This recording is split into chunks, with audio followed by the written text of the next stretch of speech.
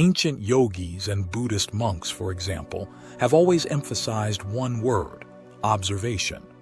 In order to observe something, we need to devote our attention to it, which means that when we give the right attention, we are able to manifest a desired quantum event in our own lives. So, in this video, I'll share how you can use your attention to create the reality you want, because learning to direct your attention is the most powerful thing you can do as a co-creator of reality. So, let's start. Now let's understand how our attention actually dictates the version of reality that manifests. But to understand this, we need to understand how energy flows. Every time you feel stuck in life, like you're working towards something that just doesn't happen, or similar situations keep coming up, like a roller coaster ride, the same relationships you attract. It's important to understand where the energy gets stagnant. When energy can't flow, which is what needs to happen with energy, it becomes stagnant. And when it becomes stagnant, we experience the same circumstances. So what directs the flow of energy? Attention. Wherever attention goes, energy flows. Our focus and attention determine where the energy flows.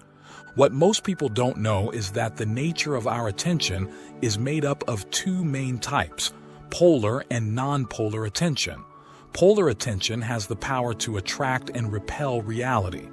Any problem, when turned on its side, becomes a solution, two different sides of the same coin.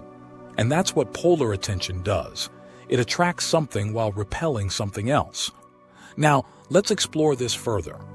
In addition to polar attention, there is non-polar attention, which is completely neutral and has the power to dissolve reality.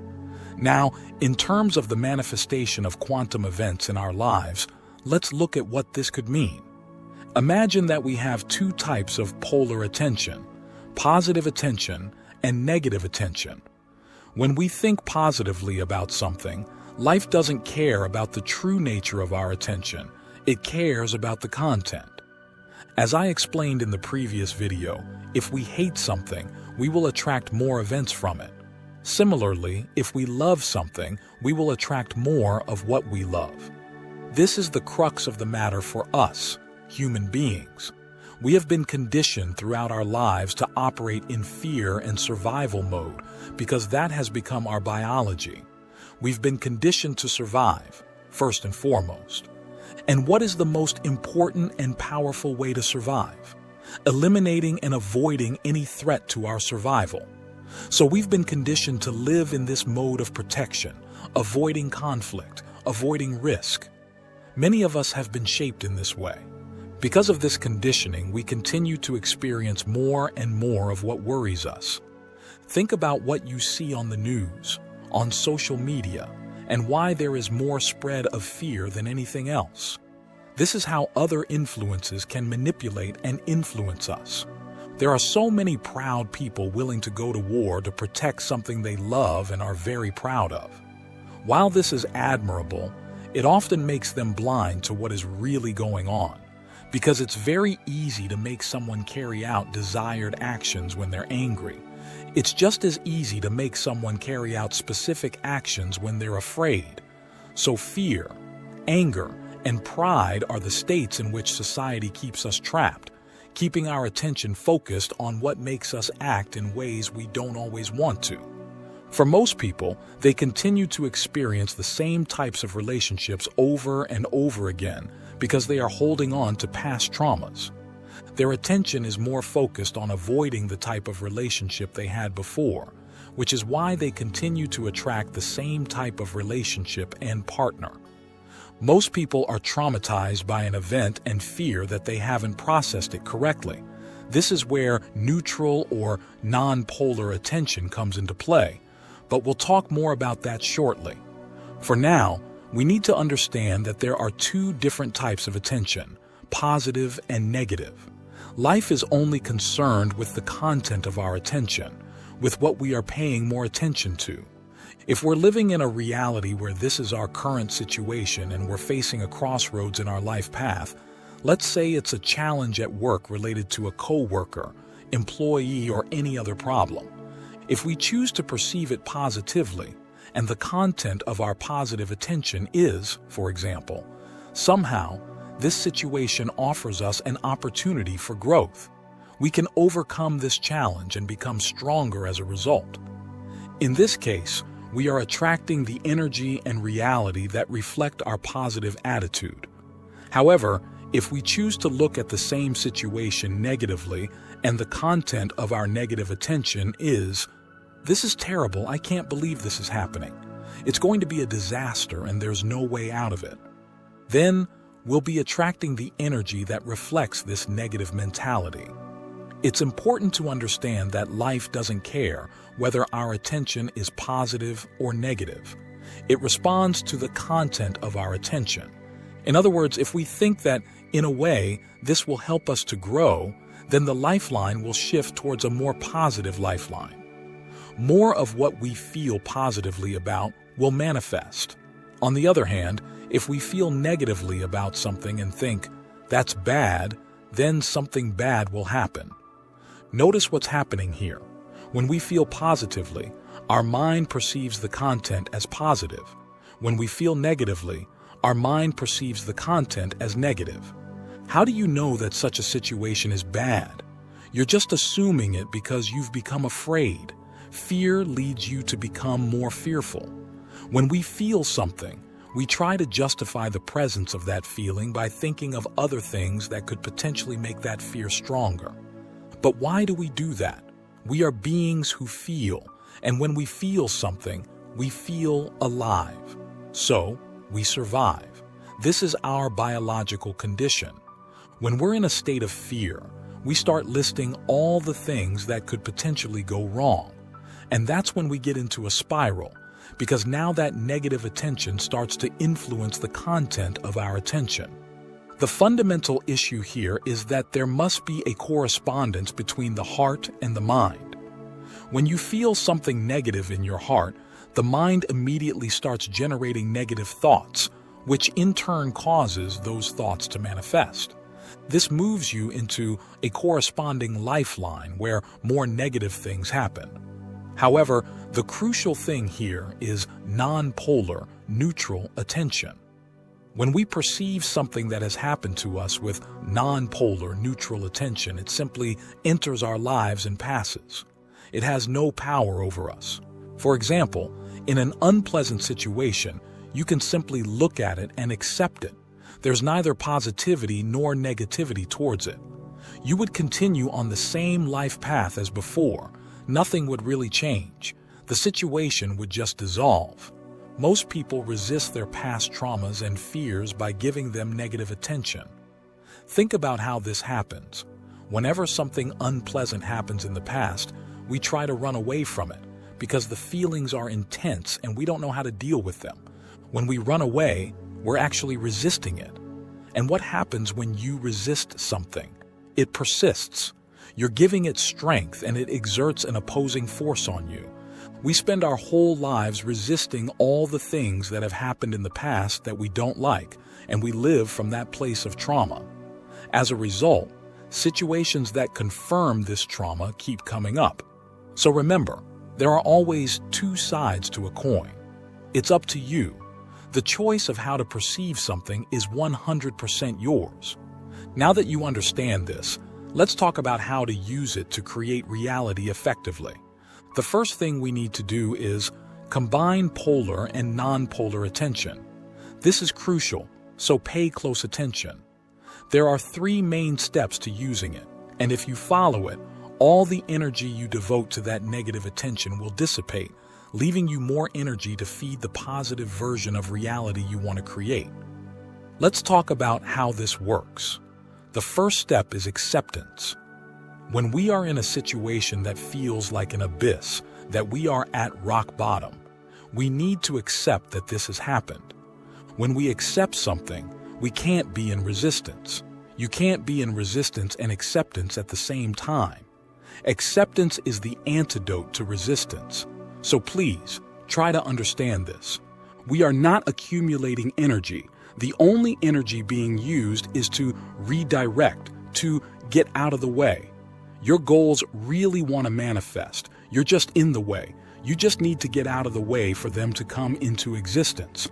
We start with total acceptance of the current situation, whatever problems are in your life right now, whatever you feel stuck in, or whatever your worst nightmare is. Imagine that this has happened. You're totally on board with it happening, and you see how life goes on despite it happening. You're no longer worried about your worst nightmare. You're no longer haunted by it. This is absolutely fundamental because most people think, if I accept the worst-case scenario, won't I be attracting it into my life? No, you won't. On the contrary, if you accept the worst-case scenario, you will no longer be feeding it with the energy of your resistance. If you continue to resist it, you will continue to feed it, which makes it more likely to happen. But if you just accept it and get out of the way, that's where neutral attention comes in. Acceptance is neutral attention. To make a change in any area of our lives, we have to start with acceptance. Total, complete, integral acceptance of this exact moment. We can't change the present moment, no matter how hard we try, because the present is constantly changing. When you try to grasp it, it has already become the past. There's no changing this present moment. What you can do, what is in your power, is to choose what you would like in the next moment. We tend to fool ourselves into believing that if something happens, we failed. We get attached. We identify with the things we do. Come up with the worst-case scenario and accept it completely. That way, you reduce all the importance. The second step is to realize how this setback or unfavorable event could potentially be a blessing in disguise. Any event that happens is a neutral event. We make it positive, negative, or neutral by the nature of our attention. Instead of looking at it as, this is bad, we can look at it as, how can this potentially be an advantage? How can this be good in my life now? What do I mean by a blessing in disguise? Sometimes something happens to protect us. Maybe there's something bad in that situation that God or the universe is preventing us from experiencing. Maybe there's a reason why it happened. Have you ever considered that, like any event in your life, maybe this is happening for a reason? If you had not missed that bus, the bus could have been in an accident, or something bad could have happened, and the universe is trying to protect you. How do you know? This is easier to do once you've already reached a state of acceptance. If you're in a state where the wound is fresh and something bad has just happened, don't expect yourself to look for blessings in disguise. Just reach a point of acceptance and understand that it really happened. When you reach a more neutral state, you can start to think about how this could potentially be positive. The final step is to continually redirect our attention to what is desired. If I'm in a state of total equanimity and acceptance, I'll have my attention freed up to completely choose what is desired. When you become really good at doing this, you will become unstoppable. Nothing can stop you. This process determines which life path you follow, which quantum event manifests, which quantum event you experience in your life, and it all has to do with your attention. There's a good reason why many ancient cultures and religions talk about attention, about paying attention to something, about observing something, being in a mode of observation. Here, we're combining both. We use non-polar attention and then go into acceptance. This is neither good nor bad. We just accept that it happened. Then we start to think about the possible blessings in disguise. And finally, we come to the positive mode when we are in a state of equanimity. This process is one of the most powerful tools we can use to create the reality we desire. As a co-creator of reality, attention is your most powerful tool. When you learn to direct it effectively, you can manifest the life you want. So, the message I want to leave you with today is, if you feel bad about yourself today, allow yourself to accept that you're feeling bad, and once you're in a state of equanimity, then you can focus on what's desired instead. But if you try to hide, repress, or suppress what you're feeling, it will come back to haunt you in the future. At this point, whatever you're doing can be a form of resistance. Even if you're just creating positive affirmations in the mirror, you're actually resisting feeling something by saying the affirmation. That's what might be happening. This three-step method, applied continuously, has the power to completely change your life. When you learn to accept, redirect, and choose what is desired, you are releasing energy that was previously wasted on resistance. You are using your attention effectively to create the reality you want. Remember, to accept is not to resign yourself to defeat, but to recognize the present reality. It is in this space of acceptance that our vision becomes clearer and the journey to what we want reveals itself. When we embrace the worst-case scenario, we release the energy that was previously wasted fighting against it. And that's when our attention becomes the driving force for change. We redirect our focus to what we want, and reality reconfigures itself in response. As co-creators of our own reality, we are endowed with the ability to choose our path, shape our experiences, and define our destinies. The true transformation begins when we choose to direct our attention to what really matters in our lives. Move forward with confidence and purpose, for you are the architect of your own destiny. Thank you for embarking on this journey with me. If this video resonated with you, I invite you to like and subscribe to our channel. Share this video with others so they can benefit from this message. And don't forget to leave a comment below sharing your thoughts, reflections, and experiences. Thanks again for watching and for joining me. Take care and see you soon.